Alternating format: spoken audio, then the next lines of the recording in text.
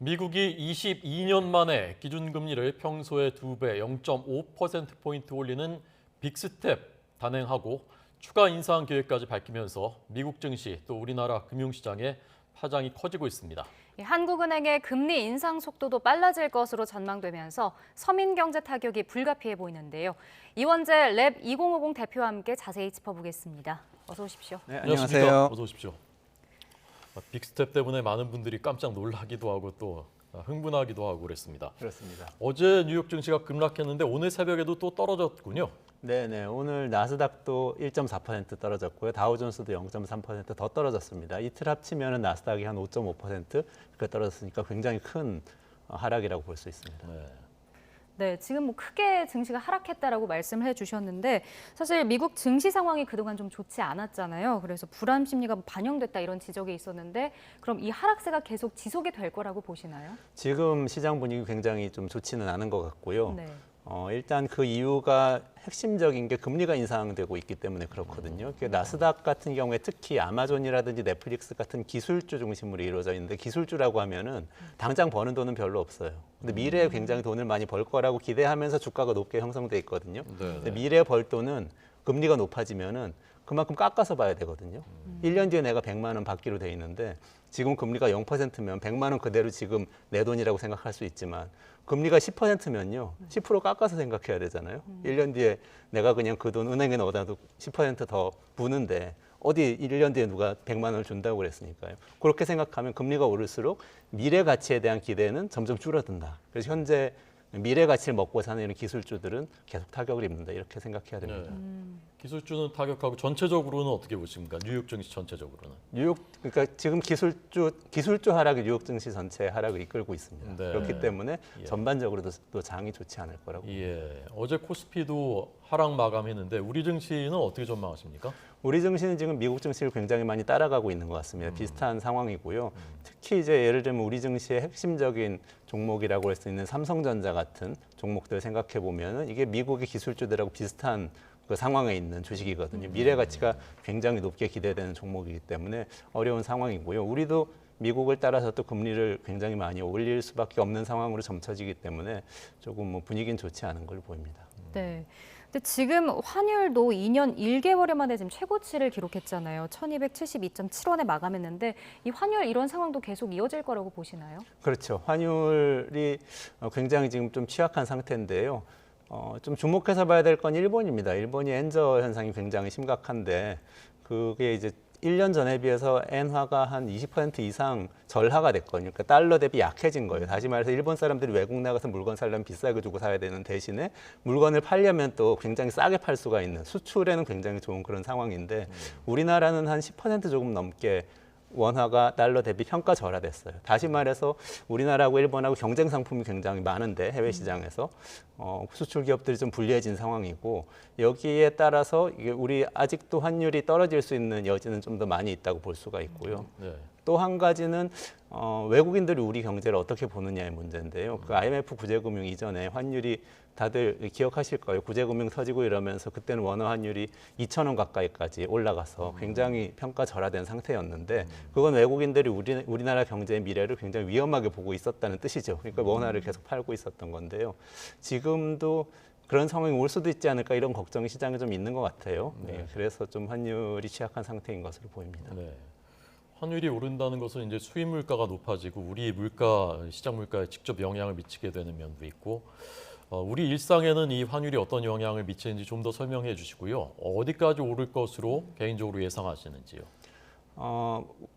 일단 수입 물가에 끼치는 영향이 우리나라에서는 제일 큽니다. 우리나라는 상당히 많은 소비재들을 수입을 하고 있고 특히 에너지, 석유의 경우에 거의 100% 수입하고 있는 그런 상황이기 때문에 환율이 오르면 일단 이게 국민들이 직접 체감하는 물가는 빠르게 오를 수밖에 없습니다. 이게 또 한 가지는 수입해서 수출하는 이런 물건들이 굉장히 많은데 우리가 원자재를 수입할 때 예전엔 싸게 살 수 있었던 것을 훨씬 더 비싸게 사야 되는 상황이기 때문에 아무래도 기업들은 이익의 압박을 받죠. 물론 환율이 좀 올라가고 그리고 원화 가치가 절하되면 수출을 물량을 좀 더 많이 할 수 있는 면은 있습니다. 그래서 수출 경쟁력이 실제로 많이 있는 기업들한테는 괜찮을 텐데 마진 압박을 받는 상태에 있는 기업들한테는 좋지 않을 것으로 그렇게 보입니다. 네, 얼마까지 오를까요, 환율이? 뭐 정확히 알 수는 없지만 지금 저는 일본이 20% 올랐기 때문에 네. 우리나라가 오른 한 10% 정도와 일본이 오른 20% 정도 사이에서는 룸이 좀 있을 걸로 보입니다. 오를 수 있다는 거죠. 그러면 1,300원 넘어서 가는 상황도 상상해 볼 수 있는데 네.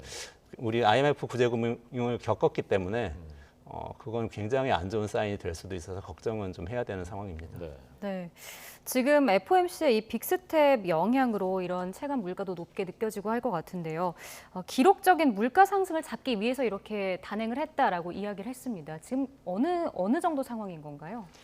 그러니까 원래는 그 FOMC, 미국 연준이죠. 중앙은행이잖아요. 중앙은행의 원래 미션이 물가를 잡는 겁니다. 그러니까 그 중앙 정부는 기본적으로 경기를 살리기 위해서, 특히 이제 우리나라로 따지면 기획재정부, 미국의 재무부 같은 곳에 경기를 살리기 위해서 노력을 하고, 중앙은행은 물가를 잡기 위해서 노력하고, 둘이 견제가 되거든요. 경기 살리다 보면 물가 오를 수 있고, 물가 잡다 보면 경기가 둔화될 수가 있어요. 그런데 2008년 금융위기 이후에 미국의 중앙은행에서는 굉장히 많은 논의를 거쳐서 사실은 경기를 살리는데도 굉장히 많이 기여를 하는 방향으로 바뀌었거든요. 근데 지금 물가를 잡는 쪽으로 다시 바꾼 것 같아요. 물가가 너무 많이 올랐어요. 8.5%가 이 4월 기준으로 연간 단위로 오르고 하니까 일단은 물가를 잡는 데 총력을 기울일 것으로 보고요. 물가가 잡힐 때까지는 빅스텝을 여러 차례 뭐 계속할 수도 있는 것 같은 분위기로 지금 발언을 계속 제롬 파월 의장이 하고 있습니다. 네. 이게 0. 보통 2호 올리는데 0.5를 올리고 앞으로도 또 빅스텝이 있을 수 있다라고 얘기하면서 자이언트 스텝 0.75%포인트 거기까지는 안 하겠다고 하니까 미국 증시가 그날은 이제 안도해서 좀 올랐지 않습니까? 네네. 자이언트 스텝 가능성은 없다고 볼 수 있습니까? 저는 없다고 보진 않습니다. 그게 그 제롬 파월 의장은 거기까지는 아직은 생각하지 않는다고 얘기를 했는데요. 사실 목표가 물가를 잡는 것이면 물가가 계속 높게 나오면 어떤 수단이라도 써야 되는 상황이 오거든요. 그래서 계속 물가가 어떻게 되고 있는지를 봐야 될 것 같습니다. 네. 이 금리 인상과 함께 미 연준이 또 다음 달부터는 9조 달러에 달하는 포트폴리오도 축소할 계획이다라고 이야기를 했어요. 근데 좀 경제 용어다 보니까 어려운 부분이 있는데 좀 쉽게 좀 설명을 먼저 해주시죠. 네, 좀 어렵죠. 좀 쉽게 설명을 드리자면 이런 겁니다. 중앙은행은 연준이죠. 미국에서는 우리나라 한국은행이고 중앙은행은 돈을 찍어요. 발행하잖아요. 정부는 돈이 필요하면 세금도 걷지만 네. 국채를 발행해서 돈을 빌려다가 쓰기도 하잖아요. 근데 이 중앙은행에서 돈을 찍어서 정부에다 빌려주기 시작하면 사실상 무한정으로 돈을 정부에다 공급할 수가 있죠. 그래서 그동안엔 예전에는 이런 일이 금기시됐었는데 2008년 금융위기 이후에 이런 방식의 양적 완화를 미국 연준에서 시작한 겁니다. 이걸 양적 완화라고 부르고 중앙은행이 직접 국채를 매입하기 시작해서 그 당시부터 몇 년 동안 4조 5천억 달러어치 정도 매입을 했어요. 굉장히 큰 숫자죠. 한 5천조 원, 그러니까 우리가 뭐 감당하기 어려운 숫자인데요. 그리고 나서 조금 쉬고 있다가 코로나 이후에 또 다시 양적 완화를 시작해서 그걸 2배로 늘렸습니다. 그래서 일경원이 된 거예요. 9조 달러가. 근데 이거를 이제는 긴축의 시대가 왔기 때문에 우리는 거둬들이기 시작하겠다. 이렇게 얘기한 겁니다. 그래서 아마 그 지금 나오고 있는 전망으로는 한 2, 3년 안에 그것의 3분의 1 정도 한 1경원에서 3분의 1이니까 3천조 원, 4천조 원 정도 되죠. 네. 그 정도를 이제 빚을 받겠다고 하는 거죠. 그동안 돈을 찍어서 계속 빌려줬는데 시장에서 이제 걷어들이기 시작하는 거. 그게 대부분 국채하고 모기지 채권입니다. 다시 말해서 정부가 빌려다가 지출한 내용하고 더하기 사람들이 집을 사기 위해서 빌린 돈이에요. 이제 걷어들이겠다는 거죠. 일경원이라고 하니까 우리 머릿속에 이제 상상이 안 되는 돈이지 않습니까? 근데 이렇게 걷어들이는 속도가 금융위기 이후에 가장 빠르다고 하는데 그러면 괜찮을까 하는 걱정이 생기거든요. 어떻게 전망하십니까? 그래서 가장 걱정해야 되는 것은 그동안 우리가 이게 당장 돈이 되거나 실질적인 가치는 없지만 미래 가치가 대단히 좋지 않을까? 이렇게 생각하면서 가격을 높게 매겼던 것들. 흔히 말해서 나쁘게 말하면 버블이라고 얘기하죠. 그 부분이 굉장히 많이 빠질 가능성이 있죠. 예를 들면 뭐 부동산 같은 경우에 그런 부분이 충분히 있죠. 그리고 또 뭐 가상 자산이라든지 이런 것들 중에서 예. 실물로서의 가치가 확인되지 않은 것들. 실제로는 이게 살만한 집인가 이런 생각이 좀 의심이 들지만 가격은 막 오르는 경우 이런 경우는 좀 조심을 많이 해야 될 것 같고요. 하지만 전통적으로 우리나라 산업을 바치고 있는 그런 기업들, 뭐 예를 들면 반도체라든지 뭐 자동차라든지 이런 것들 사실 실물이기 때문에 아직 거기까지 타격을 줄지는 좀 두고 봐야 될 것 같습니다. 네. 그러면 국내 부동산 시장에도 좀 영향을 미칠 수 있다는 그런 얘기인가요? 네, 영향은 당연히 있을 거라고 생각을 합니다. 물론 이건 이제 미국에서 양적 완화를 하고 있는 것이 양적 완화를 거둬들이는 것이기 때문에 국내 직접적으로 오지는 않지만 간접적으로 우리나라도 따라서 사실은 긴축과 관련된 여러 가지 정책을 펼쳐야 될 수 있게 되고요. 그러지 않으면 이제 또 여러 가지 환율 역전, 금리 역전 현상이라든지 여러 가지가 생기기 때문에 우리나라도 돈을 거둬들여야 되고요. 그러면 이제 사실 실질적 가치는 작지만 거품이 형성된 것부터 좀 차차 빠지지 않을까 하고 전망을 합니다. 네. 지금 기준금리가 우리가 더 높습니다만은 미국이 이런 속도로 올리면 이제 연말 되면은 거꾸로 미국이 더 높아지고 그러면 돈이 빠져나갈 수 있지 않느냐라는 우려가 나온다고 하는데 이거 좀 자세히 좀 설명을 해주시고 전망해 주시죠. 지금 미국 금리가 밴드가 있는 저 구역이 있는데 한 0.5에서 1% 사이 정도까지 올렸어요. 근데 네. 여기서 빅스텝 한 번 더 하면 1.0에서 1.5% 되는데 우리나라 기준금리가 1.5%이기 때문에 같아지죠. 그러다가 뭐 조금 역전이 될 수도 있고 한데요. 그럼 상식적으로 생각해 보면 우리나라에 돈을 맡기면은 최소 1.5% 정도 연간 벌 수 있는데 미국에 돈을 맡겨도 1.5% 벌 수 있다. 그러면은 어디 돈을 맡기겠습니까? 미국이 더 신뢰할 수 있는 이 미국 채권이 예컨대 신뢰할 수 있는 자산이기 때문에 그쪽으로 가게 되잖아요. 금리 역전 현상이란 건 이런 겁니다. 그래서 미국이 계속 금리를 올린다는 것은 뭐냐면 미국으로 돈을 빨아들이겠다는 거예요. 그 달러화를 사도록 만들겠다는 거죠. 그럼 달러화가 점점 강해지기 때문에 그쪽으로 돈이 몰리게 되고 자칫하면 우리나라에 들어와 있던 글로벌 자본이 네. 빠져나가서 미국으로 가면서 우리나라 자산 시장이 굉장히 어려움을 겪을 수 있기 때문에 그런 점을 걱정을 하고 있는 것이고요. 그걸 막기 위해서 한국은행도 금리를 올릴 거라고 봅니다. 네. 그럼 지금 말씀하신 대로 뭐 미국의 빅스텝 결정에다가 우리 소비자 물가 상승률도 5% 가까이 올랐고 결국은 금리가 인상이 돼야 된다 이런 말씀이시네요. 한국은행도 좀 고민이 깊어질 것 같아요. 네, 결국은 뭐 금리를 인상할 수밖에 없을 거라고 저는 보고요. 미국이 빅스텝 하면서 이렇게 계속 올라가서 금리가 역전되는 상황까지는 그걸 허용하기는 우리 너무 리스크가 큰 것 같아요. 그래서 한국은행은 그거 생각하면서 조금씩 미국보다 금리가 높도록 관리를 해 나갈 거라고 생각을 합니다. 네. 이창용 한국은행 총재거든요. 새로 이제 취임을 했고 금리 인상을 놓고 고민이 많을 텐데 문제는 이제 금리를 올리면 물가는 이제 잡을 수 있는데 경기에는 악영향을 미칠 가능성이 있다는 것이지 않습니까? 그 부분은 어떻게 전망하십니까? 자, 우리나라의 경우에 실제로 우리 산업을 끌고 가는 그 기업들은 사실 그 리스크는 크진 않아요. 이렇게 부채 비율이 높지가 않고 특히 IMF 구제금융 이후에 낮은 부채 비율을 계속해서 강제를 해왔기 때문에 적응이 돼 있습니다. 문제는 네. 돈을 빌려서 집을 산 분들 그리고 돈을 빌려서 자영업하고 있는 분들이에요. 우리나라 가계부채가 지금 사상 최고 수준이고 계속 높아지고 있는데요. 네. 금리가 올라가면 가계에 그만큼 비용이 올라가는 뜻이죠. 이자를 갚아야 되는 것이기 때문에. 그래서 내수 경기하고 민생 경제 어려움은 상당히 있을 수도 있는 상황이라고 봅니다. 그렇다고 경제가 시스템적으로 어려워지는 건 또 아니죠. 이 기업들은 건실하기 때문에. 네. 지금 가계부채 이야기를 해주셨거든요. 그래서 대출 이자 부담이 지금 늘어날 것으로 전망이 되는데, 그래서 뭐 주식을 팔고 대출을 갚아라 이런 말도 나오더라고요. 어떻게 대처를 하는 게 좋을까요? 불필요한 대출은 이제 줄여야죠. 그러니까 한동안 우리나라에서 있었던 현상이 어떤 거냐면 저도 뭐 잘 알면은 제가 먼저 하겠습니다만 네.